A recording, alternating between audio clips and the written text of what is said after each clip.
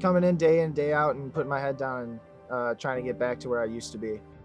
It's a long process, and people can be down from that. And trying to see that I can be the best that I could be was something that always drove me to be a better player and be on the field as quickly as I can and be there for my team.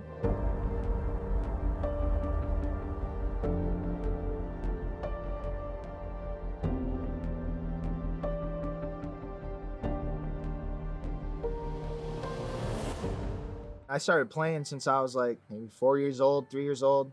My dad is probably the biggest reason that I'm playing today. He'd always take me to the park. You know how dads get. Looking back at it, it's something that I'm grateful for. And the reason that I'm competing here today is because of him being so hard on me, and my mom also doing the same. They are always there for me, believing in me that I could be my best. And I just thank them every day.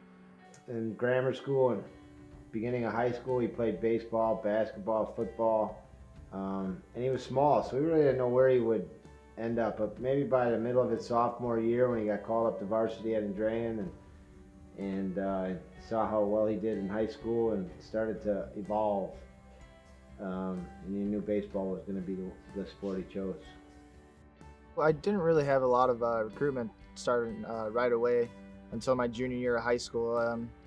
I was visiting a bunch of schools all the time. I was visiting Central Michigan, Western Michigan, a couple of Division II schools, and ultimately I made my decision based on where I wanted to go at St. Joseph's College, Division II school in Rensselaer, Indiana.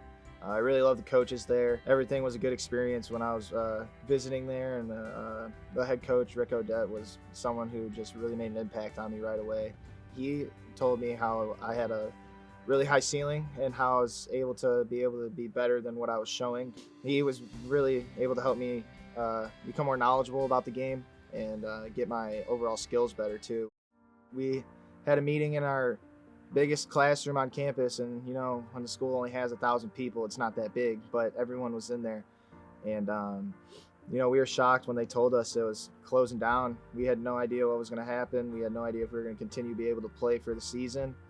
But the best part about it is that we knew that we were finally going to be able to play. But it was awesome having such a great family there. That's a time I'm never going to forget, because the seniors that were there and a bunch of my friends that were freshmen too, it was just something that it made it easier through the process, that we knew we weren't going to be able to play with each other or see each other ever again after the season. We basically had a second recruiting process after my first time. I came here, visited on Ball State, and committed on my visit because I just felt like it was amazing. I was out on the field in the snow, and you could still see how the turf was holding up and everything. And going through all the facilities and everything, it was a place that I definitely felt like I wanted to be at. And it was just something that was a great opportunity that I didn't want to miss, that could be really good for my future, and it's definitely worked out that way. I've gone to schools my whole life that were small. My high school had 500 kids in it. My college had 1,000 my freshman year, and then I come here and it's 18,000 people. And it's a little breathtaking at first. You got a lot to do, and then my mindset was that I had a lot to prove. I didn't feel like I obviously didn't prove anything yet. Right away, it was tough. I remember my first outing here in the fall. I got home run taken off of me, hit off of me, and there's a lot better attitude from a lot of the players that a lot of people wanted to be here for the same reason, win championships, play professional ball eventually. So I was pitching during my sophomore year summer. It was my last game I was pitching in, and I threw a pitch, and I felt like a sharp pain go right through my right hip, and kind of wiped it off, kept on playing. I practiced through the rest of the fall until about early October. And then I had to take a month off because when I was throwing, I couldn't stand on it, couldn't really throw on it. So took a month off, tried getting back into it. Still wasn't working, got the MRI, found out I had a hip, I tore my hip labrum in my right hip, and then I had a interior impingement where bones are rubbing up against each other, come out of their cartilage. So we had to get that taken care of too. The doctors told me that it was gonna be 4 to 6 months, and I said, I'm coming back in 3 so I can be with my team. It was a lot of hard work going through treatment every morning, going in the afternoon 2-3 times a day, just doing the exercises on my own or whether it was with our athletic trainer. It really builds you up because you can quit right there. You can kind of just not want to keep playing anymore after that, but I was definitely ready for the challenge that was ahead, trying to get back to help my team and be the better player that I could be, knowing that I'd work hard for it. I never wanted to quit. I mean, I've been dreaming of playing Division I baseball my whole life, and something like that wasn't going to hold me down. I mean, there's no quitting from my standpoint. I was ready to go right away after the day one of surgery.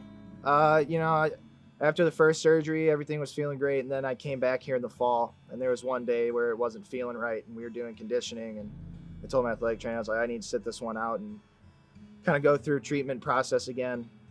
It took a couple weeks, and I told him that I needed to get an MRI again, see what was happening down there, and of course it was the same thing, retore my labrum. And the day after my MRI, I was able to get the surgery. I was able to get that in on Halloween, and I was able to make it back for opening day.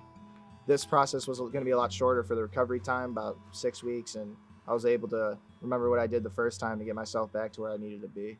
He's a competitor. Life is competitive, and it makes you compete. Through your injuries, you learn how much therapy and exercise and stretching and pregame, and you still have to do all the stretching now, post-surgery after a couple years. It's a long process, and people can be down from that, and trying to see that I can be the best that I could be was something that always drove me to be a better player and be on the field as quickly as I can. Putting in all that hard work, you realize how much you miss doing everything every day. I was so happy to be back on the field with my teammates. Coach Maloney always tells us we got to handle adversity in any way, and obviously this is a pretty big challenge going through a pandemic and playing. But through the process, when we found out we were able to come back, that's when things really hit me. Like, I don't want to take this season for granted coming up. I've been through a lot of tough things in my career, but I truly think that there's people out there who have way tougher situations than I do. I mean, going through an injury, getting your school canceled, whatever. There's people who can't eat, people who can't provide for their family, but I mean, that's a struggle. Like, what I went through was just a hardship and just a little adversity that something I can handle. Being able to come back is a blessing that, I'm not taking this year lightly. Every day I come out, I'm working hard. I want to win for this team, especially being that this is my last year, and I know everybody else feels the same.